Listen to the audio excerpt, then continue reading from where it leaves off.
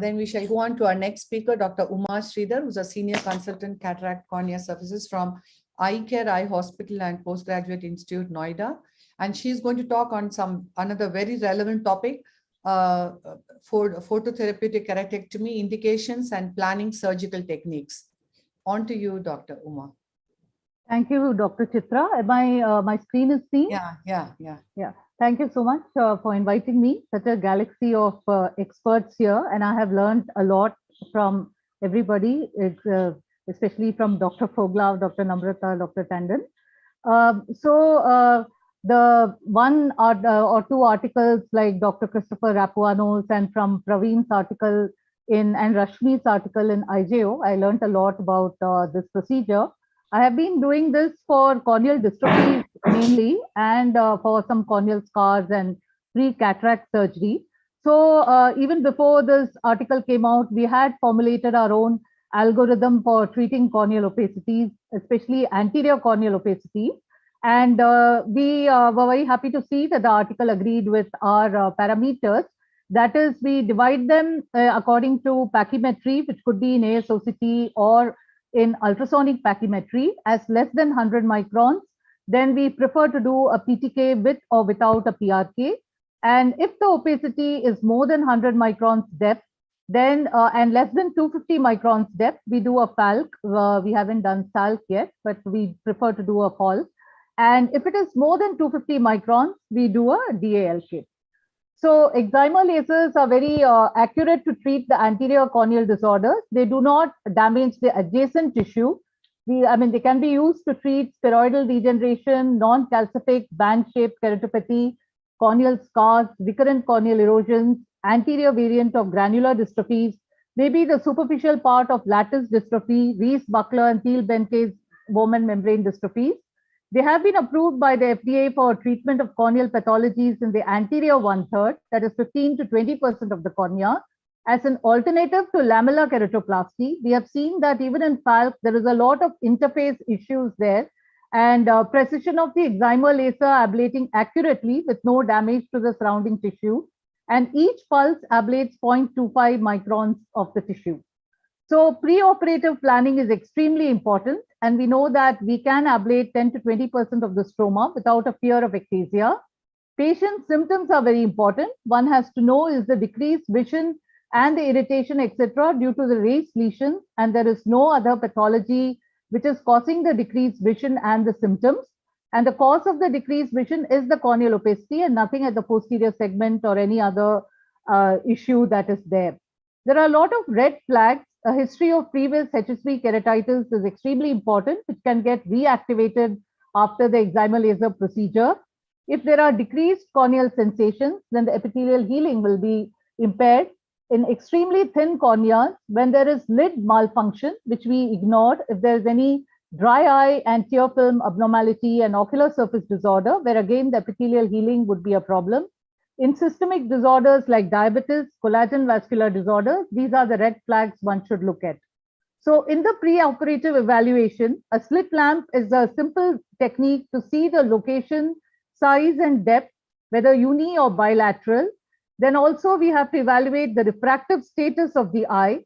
And is it in a young patient, obviously, you have to look at the refractive status. And in the older age, whether we are planning a cataract surgery or not, that will increase, decide whether you are planning a refractive procedure along with it, only a PTK and not a PRK with it. The efficacy of the procedure would also depend on the preoperative symptoms, refractive status, location, depth of lesion, and then we have to plan the procedure. So what are the investigations that we would do? We do a pachymetry, and preferably leave a residual breadth thickness of 250 to 300 microns, though some people say it can be even more.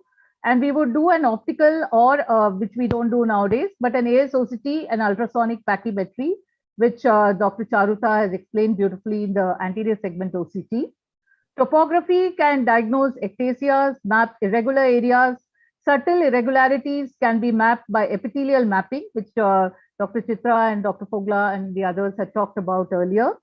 And in post-refractive surgery, you can look at the decentered ablation zones and central islands, which you can treat with PTK. And shine plug based topography obviously now is the gold standard.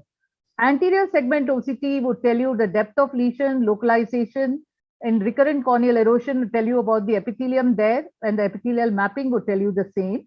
But of course, as you can see in this picture, the climatic droplet dystrophies cause a lot of posterior shadowing, so you may not know the depth of the scar.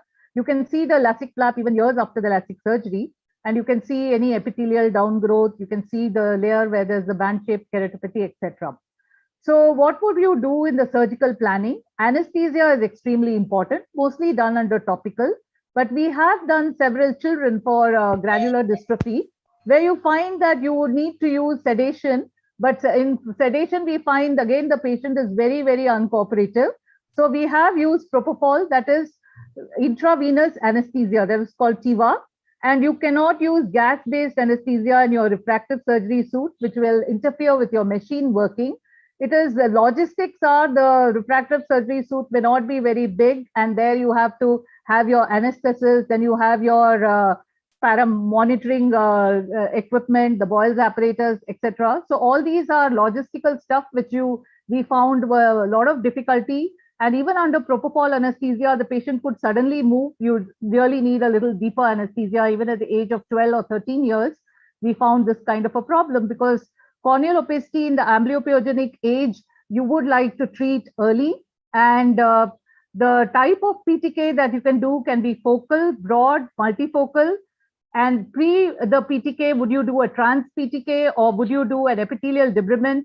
Would you do it manually? Would you do it with alcohol? Then that depends upon if the epithelium is very regular, you can do a trans also. And if the epithelium is irregular, you would preferably like to debride it. And you can use masking agents, which we'll talk about later. Each pulse aberrates 0.25 microns. 50 pulses can induce 1 diopter of hyperopia. So the Munnerlein's formula tells you that the dioptric change is 3 into ablation depth in microns by ablation depth in millimeters.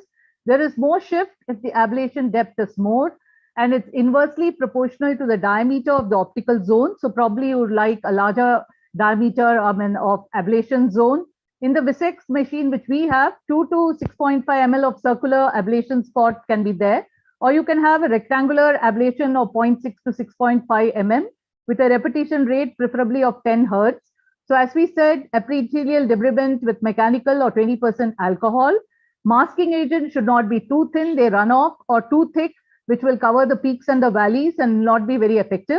So sodium hyaluronate, methyl cellulose, or dextran can be used. Trans can be used in certain circumstances like PED, flap complications, recurrent erosions. Large area PTKs we do for diffuse opacities, scars, dystrophy. Better to have a transition zone, and there is more treatment to steeper areas. We have found that we can, when there is a large area of the dystrophy, central obviously is the most important. When you see you haven't covered the peripheral area, if the area is more than 6.5, you can use rectangular spots in the periphery. Shoot and check has been told by Christopher Rapuano that every time you do, you can take the patient back to the slit lamp, see the ablation is adequate or not, and get the patient back. Obviously, a little cumbersome, and you need to have your slit lamp closer to your refractive suit. Focal smoothing can be done in cases like Salzmann's nodules. Personally, I have just peeled off the Salzmann's nodules, but number of pulses you can calculate, that is equal to elevation in microns into 4. And you can use smaller spot size, 0.6 to 2 millimeters. You have 1 minute remaining, ma'am. Sure. And multifocal PTK can be done in persistent epithelial defects. Mitomycin C, we found when we used in earlier cases that the subepithelial fibrosis, irregular astigmatism is not there.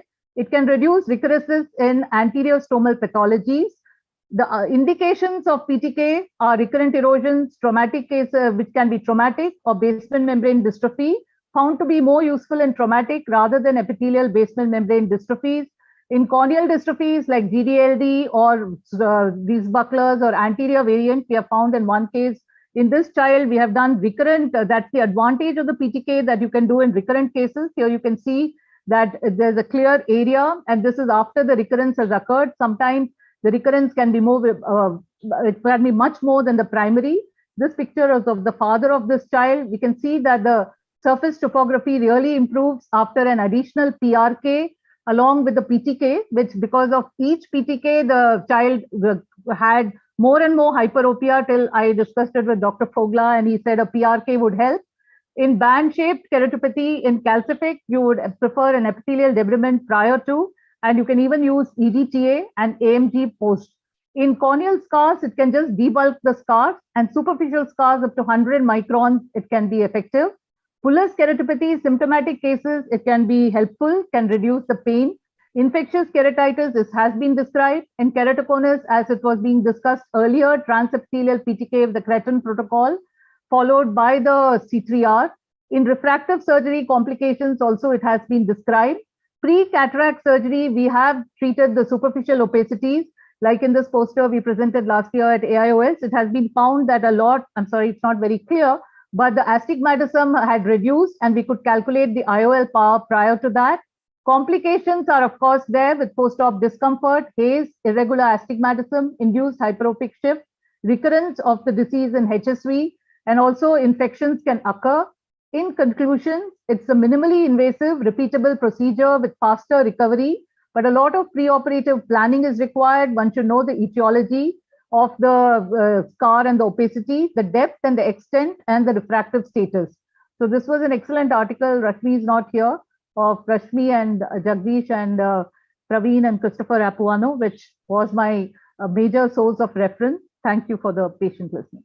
Yeah, nice talk, Dr. Uma. It was very informative.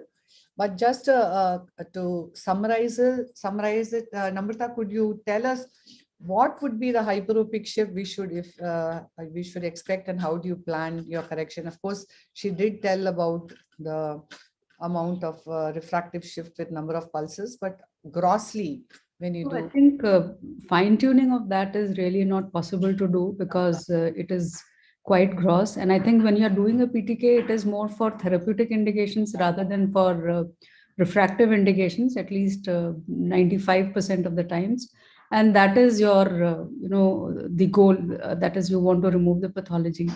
I think this is a technique which has not been utilized really too much. I mean, it has a great potential. We've published a review article in Survey of Ophthalmology with the entire gamut of indications, complications, etc. And we've also done randomized studies where in cases of bullous keratopathy, we compared AMT versus PTK, and we used PTK for Salzmann nodular degeneration, and even found that if Salzmann nodular degeneration was superficial, PTK did better than in those cases where, you would have to do some other corneal procedure. So I think it has a great potential. It is a surgery which spares the corneal transplantation, at least the SALC, superficial anterior lamellar keratoplasty kind of a thing in most of the cases, and should be a go-to procedure for corneal pathologies which are superficial. Only thing is, like you said, it is not possible to predict how much it does induce hyperopia and how much hyperopia it will induce. That is a challenge to note. And if the surface is going to be an irregular surface, Dr. Merle, would you look at using masking techniques, or would you like to do a manual debridement and treat? So I think when the surface is very irregular, you debride the epithelium first and then use the masking agent to make sure that you get a uniform smoothing of the surface after that. Dr. Rajesh, your thoughts? I agree with most of the points that have been made till now. And this is not a procedure that you perform very frequently. Yes. So, you can't really have the same protocol for each and every patient. So some patients, you have the epithelium nicely masking all the underlying irregularities. Then you use the epithelium itself as a masking agent. But sometimes if the epithelium is abnormal, then you debride and then you use a masking agent. Like I love to use carboxymethyl cellulose. I just put a drop of it and then I ablate in series of about 30 microns, and I keep looking at it, how the surface looks. So there is you cannot go to the end point of achieving a completely clear cornea. The objective is to get a clear visual axis and try to preserve as much as stroma as possible. But doing the pre-op anterior segment OCT does give you a clue as to how deep you are going to ablate, and then you can program your treatment accordingly. Yes. Anything else to add? Yes, Namrata? In cases like granular dystrophy, for instance, and if it is superficial, you do a PTK, at least you are deferring the corneal transplantation procedure by a few years. It recurs. I mean, there is no way it is not going to recur, but it will recur. And when it impinges on the visual axis, maybe after 2 years, and then you repeat again. So it just buys time. Thanks a lot, and lovely talk.